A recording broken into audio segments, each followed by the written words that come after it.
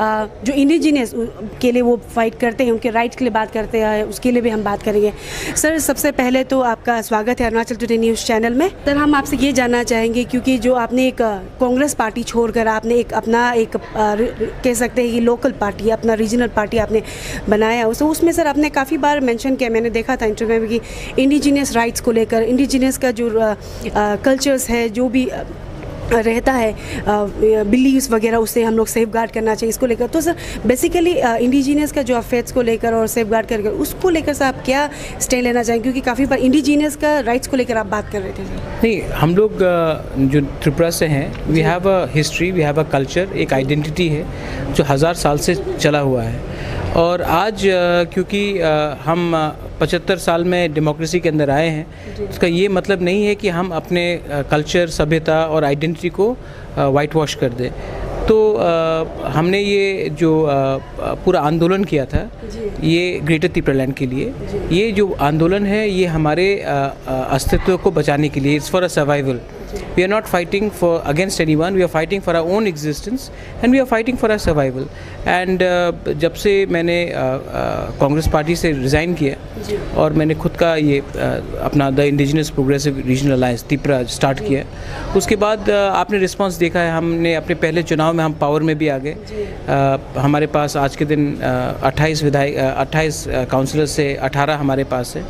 हमने काउंसिल में गवर्नमेंट भी फॉर्म कर दिया है। अब ये है कि ये संघर्ष, जो लड़ाई है, ये पावर में आने के बाद हम भूलने वाले नहीं हैं। हमारा लक्ष्य एक बहुत क्लियर लक्ष्य है, मूवमेंट है, to protect and give constitutional rights to our indigenous people. और उसके लिए हम आगे बढ़ेंगे और आगे लड़ेंगे। We will not compromise on our ideology. और सर जब बात करते हैं एनआरसी की, और सर अभी तो कैब, पहले तो कैब बिल नहीं हुआ था, लेकिन अभी जब एक्ट बन चुका है सर, तब समय में भी सर हमने काफ़ी बार मतलब इवन लेकिन आसाम में, हमारे अरुणाचल में भी जब आंदोलन हुआ था, काफ़ी बंदकोल वगैरह हुआ था ये सीए को लेकर, तब काफ़ी लोग कह रहे थे कि they were taking the example of हम लोग को अभी त्रिपुरा नहीं बनना है। त्रिपुरा के लोग, जो वहाँ के जो इंडिजीनियस लोग हैं, वो अभी इस तरीके के हो गए कि अपने घर में पराया मेहमान जैसा हो चुका है। तो सर क्यों एग्जाम्पल लिया जाता है, क्योंकि ज़्यादातर लोग तो जानते हैं, लेकिन हम चाहते हैं कि आपके थ्रू जो अरुणाचल के लोग जो नहीं जानते हैं कि क्यों त्रिपुरा का एग्जाम्पल लिया जाता है। अरुणाचल को भी जब हम बात करें रिफ्यूजी को लेकर, इवन आसाम के भी लोग त्रिपुरा का ही एग्जाम्पल लेता है। तो सर क्यों लिया जाता है और क्या कहना चाहेंगे उसको लेकर, थोड़ा यहाँ के लोगों को भी जानने के लिए थोड़ा बताइए। देखिए, त्रिपुरा एक बहुत ही अलग रकम का कहानी है, मतलब कि आप दूसरे नॉर्थ ईस्ट से एकदम डायरेक्टली लिंकअप भी नहीं कर सकते। त्रिपुरा में we have become minorities in our own land and because of large scale discrimination of the minorities in Bangladesh. और हम जो हमारे डिस्क्रिमिनेटेड माइनॉरिटीज़ उनके संग सिंपैथाइज भी करते हैं। लेकिन मुझे लगता है कि गवर्नमेंट ऑफ इंडिया का एक पॉलिसी है, और ये जो गवर्नमेंट ऑफ इंडिया का जो पॉलिसी है वो इलीगल इमिग्रेंट्स को सिर्फ एक ही स्टेट में सेटल करने के बारे में बात सोचता है, और वो वोट बैंक पॉलिटिक्स के आधार से है। आई एम सेइंग दैट अगर आपको सेटल भी करना है जो भी हमारे परसिक्यूटेड माइनॉरिटीज़ है, तो आप उनको पूरे देश में रीसेटल कीजिए। एक छोटा सा स्टेट जिसने पहले से अपने पॉपुलेशन से 3 टाइम ज़्यादा लोगों को लेकर रखा है, आप उनको फिर से बोलते हैं कि आप वापस रखो, तो ये बहुत अन्याय है हमारे साथ। और इसके लिए मैंने कहा था कि अगर आपको रखना है तो आप गुजरात में रखिए, पश्चिम बंगाल में रखिए, मध्य प्रदेश, राजस्थान में रखिए, सिर्फ नॉर्थ ईस्ट में ही आप क्यों सेटल करेंगे। तो इसके लिए हमने अपना पॉइंट ऑफ व्यू रखा था। और मुझे लगता है कि ये जो पूरा सीए शुरू हुआ था वो पश्चिम बंगाल जीतने के लिए बीजेपी ने ये किया था, लेकिन आज बीजेपी पश्चिम बंगाल भी हार चुका है, तो उनको भी अपना माइंड मेकअप करना चाहिए कि उन्होंने नॉर्थ ईस्ट के संग अन्याय किया है, और CA they should be reversed in the north east region. जी, और जैसे अभी आप थोड़ी देर पहले मैंने कहा कि आप काफ़ी बार इंटरव्यू में हमने देखा कि आप काफ़ी बार सिर्फ त्रिपुरा के लोगों के लिए नहीं, पूरे नॉर्थ ईस्ट रीजन के लिए आप बात करते हैं। तो सर जब सीए पास हुआ था तो काफ़ी, जैसे मैंने कहा कि आंदोलन हुआ था, उसमें होम मिनिस्टर अमित शाह का क्लियर एक स्टेटमेंट था कि अरुणाचल प्रदेश, इवन नागालैंड वगैरह को कहा गया था कि वहाँ पे तो ILP है, चिंता करने का कोई बात नहीं है, आपका एक लगा हुआ है, वहाँ पे कोई बाहर के लोग आकर आपका वहाँ पे मतलब सुपरसीड नहीं करेंगे, इस तरह का कहना था। लेकिन मैंने आपका एक इंटरव्यू आई गेस 1 महीना पहले आपने कहीं मैंने देखा था इंटरव्यू, जिसमें आपने मेंशन किया था कि अरुणाचल और जो दूसरे नॉर्थ ईस्ट स्टेट है जो ILP को लेकर बच रहे हैं, सोच रहे हैं, वो ऐसा ना सोचे। काफ़ी चीज़ें हैं, जैसे आपने कहा था कि त्रिपुरा को भी काफ़ी सारी चीज़ें सेफ गार्ड करके रखा त्रिपुरा में भी ILP था जी। तो लेकिन अभी at the end of the day मतलब अभी त्रिपुरा में अभी जैसे त्रिपुरी लोग जो वहाँ के इंडिजिनस लोग की माइनॉरिटी में आ चुके हैं, तो सर क्या कहना चाहेंगे जो अभी हम लोग भी यहाँ के लोग काफ़ी लोग समझ रहे हैं कि अभी ILP है तो हम सेफ हैं, मतलब तो ये जो स्टेटमेंट आपने दिया था उसको लेकर देखिए मैं आपको बोल रहा हूँ, united we stand, divided we fall. ऐसा नहीं है कि एक समय त्रिपुरा में ILP नहीं था, लेकिन ILP को जब हटाया गया तो हमने तो इन्फ्लक्स को रोका नहीं। और दूसरा बात है कि एक गवर्नमेंट ऑफ इंडिया का पॉलिसी रहता है। आज उन्होंने नॉर्थ ईस्ट को अच्छे तरीके से डिवाइड किया। 3 राज्य जैसे कि त्रिपुरा, आसाम और मेघालय, जिसका डायरेक्ट बाउंड्री है बांग्लादेश को, आपने उनको CA से एग्जेम्प्ट किया है, नहीं किया है, और जिनके संग कोई बाउंड्री नहीं था उनको एग्जेम्प्ट किया है। आज अगर त्रिपुरा सुरक्षित नहीं है, अगर आज आसाम सुरक्षित नहीं है, तो जो इलीगल माइग्रेंट्स जो आज त्रिपुरा में आ रहा है, आसाम में आ रहा है, वो कहीं ना कहीं आप मेरा बात मानिए 5, 10, 15 साल में वो अरुणाचल भी पहुँच जाएगा, और पहुँच रहा भी है। तो मैं क्या कह रहा हूँ कि जब हम बात कर रहे हैं कि आप एक ये कैसा कानून है कि एक स्टेट में लागू है और एक स्टेट में लागू नहीं है, तो आप एक यूनिफॉर्म पॉलिसी बनाइए। और मैं आपको बोल रहा हूँ कि आज अगर उन्होंने नॉर्थ ईस्ट को डिवाइड करके ये CA को इम्प्लीमेंट किया, या आप दूसरे मुद्दे को भी देख लीजिए, तो आने वाले दिन में ये डिवाइड एंड रूल पॉलिसी में नुकसान हम सबका होगा। एंड आप देख लीजिए, ये CA को कट ऑफ ईयर आपने 2014 किया, कल क्या आप बांग्लादेश में देख रहे हैं आज क्या हो रहा है पूजाज में।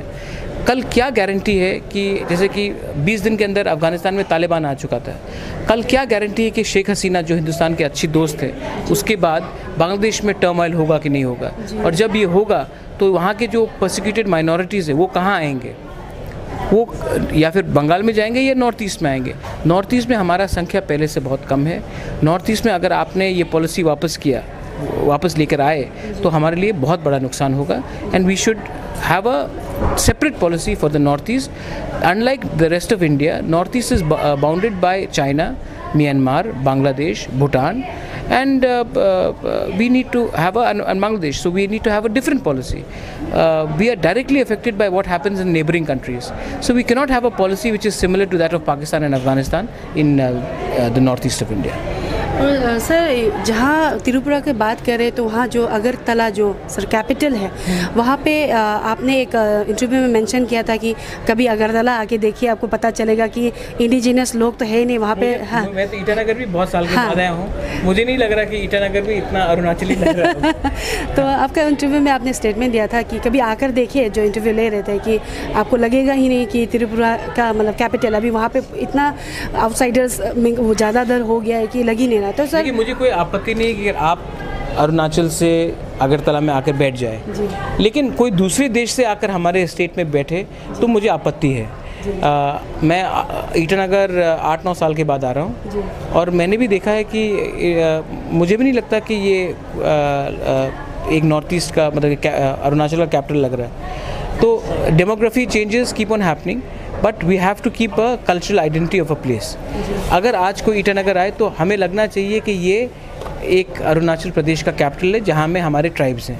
अगर मैं ईटानगर पहुंचकर या मैं अगरतला आकर मुझे लगेगा कि ये कोई भी दूसरे पार्ट ऑफ इंडिया का जगह है, तो इसका आइडेंटिटी क्या रहता है, कल्चर क्या रहता है। तो it is very important for us to maintain our identity, and identity has to be not only through money, it has to be through when someone visits your state, they need to feel that they are a part and parcel of a different state. I don't see that, and that is very unfortunate. You see that in parts of Dimapur now. In Guwahati, you don't feel it sometimes. If you go to parts of Patharkandi, Hailakandi, you will not even feel that you are in India. So these are facts of life, and I wish that Prime Minister of India, जब हम गुजरात जाते हैं मोदी जी के राज्य में, तो मैं वहाँ में लोकल लोगों को देखना चाहता हूँ, गुजरात के लोगों को देखना चाहता हूँ, गुजराती हो, पटेल हो, जो भी हो। आज हमें नॉर्थ ईस्ट में ये दिखाई नहीं पड़ रहा है, और त्रिपुरा में तो एकदम दिखाई नहीं पड़ रहा है। ईटानगर में आई होप दैट आने वाले दिन में हम बच के रहे। और सर हमने एक आपकी तरफ से एक इनिशिएटिव देखा था कि आप गुवाहाटी जा रहे हैं, दूसरे नॉर्थ स्टेट जा रहे थे, ताकि आप एक रीजनल फ्रंट अलायंस बना पाए, ताकि आपने कहा था कि वन रीजन वन वॉइस, जो सिंगल वॉइस जाना चाहिए दिल्ली तक। तो सर आप यहाँ के लोगों के लिए, और क्योंकि आप कह सकते हैं you as a individual itself as a voice of north east India ना सर, कह सकते हैं। तो सर एग्जैक्टली क्या क्या उसमें एम्स रहेगा, मोटिव, मतलब क्या objectives? It should be above political party. हमने एक स्लोगन शुरू किया था, पहला जाति बाद में पार्टी। तो इसमें क्या है कि हम कोई भी पॉलिटिकल पार्टी से हो सकते हैं, बीजेपी हो, कांग्रेस हो, रीजनल हो, लेकिन जब हम दिल्ली जाएंगे तो we should speak for our people and rather than Delhi telling us what to speak to our people. So it is very important that we keep this narrative clear. And तो मेरा यही है कि outreach to for regional alliances, that let us, we may be of different political parties, but when we go and speak in Delhi to national parties or to the power, whoever it is at that moment, we should be speaking for our people and not them telling us what to speak to our people. We have to stop becoming a rubber stamp of New Delhi. Sir आखिर में, जैसे मैंने थोड़ी देर पहले भी कहा, starting में भी कहा कि सर आप वॉइस ऑफ नॉर्थ ईस्ट है, कह सकते हैं काफ़ी चीज़ों में, एंड यू बीइंग द महाराज बोला जाए तो आप एग्जैक्टली काम कर रहे हैं, जो आपका रिस्पॉन्सिबिलिटी है सर वो इतनी अच्छी तरीके से कर रहे हैं। तो हम ये जानना सर आपसे काइंड ऑफ लाइक मैसेज चाहेंगे पूरे नॉर्थ ईस्ट के यूथ के लिए। मैंने देखा है कि बहुत सारे यूथ्स आपको फॉलो करते हैं ना सर, आपका जो बातें रहती है, इवन आपका जो जैसे स्पीच रहता है, आपका जो जितना भी रैलीज या रहती है, काफ़ी लोग जुड़ते हैं। तो हम चाहेंगे सर जो यूथ, पूरे नॉर्थ ईस्ट के यूथ के लिए अगर आप कुछ मैसेज देना चाहेंगे तो आप sir. Believe in yourself, stay United, don't allow people to divide us. When we are in outside Northeast, we are all one, but in Northeast we are divided. The idea is that we should speak in one voice as a region. Only when we start believing in ourselves, जब हम अपने ऊपर विश्वास करेंगे तभी बाहर के लोग हमारे ऊपर विश्वास करेंगे। तो ये मत सोचिए कि आपका जो अन्नदाता दिल्ली में बैठा है, हमारा अन्नदाता, हमारा भविष्य हमारे खुद के हाथ में है, और ये जी हजूरी दिल्ली में बंद करना पड़ेगा हमें। Thank you so much.